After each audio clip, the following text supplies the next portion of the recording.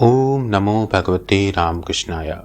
सार्थक परिपूर्ण जीवन के लिए महत्वपूर्ण सीख स्वामी जगदात्मानंद जी महाराज जी की महान पुस्तक जीने की कला से। अध्याय 2, प्रेम की अद्भुत शक्ति।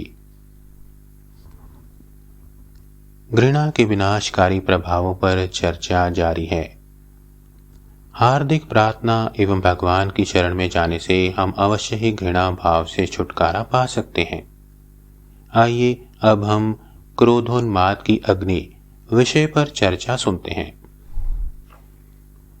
एक महिला को एक बार एक पागल कुत्ते ने काट लिया। समुचित उपचार ना हो पाने के कारण कुछ समय बाद उसमें रेबीज या हाइड्रोफोबिया के लक्षण प्रकट हुए। उसके रिश्तेदारों ने उसे एक अस्पताल में भर्ती कर दिया। जब उसका मन कुछ शांत हुआ तो डॉक्टर ने उससे कहा, इस कागज और कलम से तुम अपनी इच्छा लिख सकती हो। उसने लिखना तो आरंभ किया पर रुकने का नाम नहीं ले रही थी।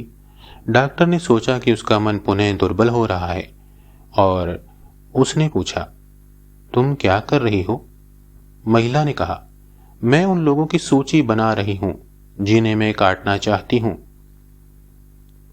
मृत्यु की दहलीज पर खड़े होकर भी कुछ लोग बदला लेने की ही बातें सोचते हैं और दूसरों के जीवन को नष्ट करने के उपायों की योजना बनाते रहते हैं। कुछ ऐसे लोग भी हैं जो कहते हैं, मैं तुम्हारे विश्वासघात को नहीं भूल सकता, मैं भूत बनकर तुम्हें दुख कष्ट दूंगा।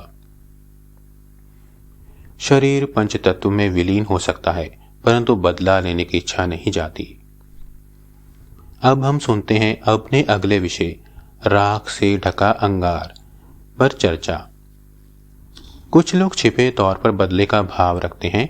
उनका व्यवहार उनके मन के भाव व्यक्त नहीं होने देता, पर यह घृणा भाव उनके चरित्र को दुर्बल करता रहता है। कई महीनों से अनिद्रा, चिंता और घोर थकावट से बेचैन एक 34 वर्षीय महिला एक डॉक्टर के पास आई। वह अन्य डॉक्टरों से इलाज करा रही थी परंतु उससे कोई लाभ नहीं हुआ। वह प्रायः आत्महत्या करने की सोचती थी। गहराई से जांच पड़ताल करने वाले प्रश्न पूछकर ही डॉक्टर उसकी पीड़ा का वास्तविक कारण ढूंढ सके। वह अपनी उस बहन के प्रति घृणा भाव से पीड़ित हो रही थी जिसका विवाह उस पुरुष से हुआ जिसे वह स्वयं छिपे तौर पर प्यार करती थी। यद्यपि अपनी बहन के प्रति उसका बाह्य व्यवहार स्नेहपूर्ण ही था, तथापि उसके मन में क्रोध पनप रहा था।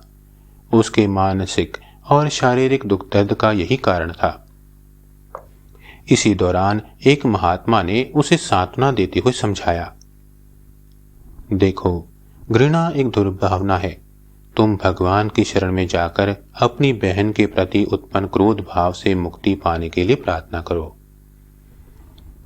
प्रार्थना और ईश्वर की सर्वशक्तिमता में अपने विश्वास से अंतोगत्वा वह क्रोध भाव से मुक्त हो गई। धीरे धीरे उसकी अनिद्रा, उदासी और चिंता घटने लगी और वह पहले से अधिक सुखी और प्रसन्न होकर मानो एक नवीन महिला बन गई। ओम शांति शांति शांति। हरि ओम तत्सत। श्री राम कृष्ण अर्पणमस्तु।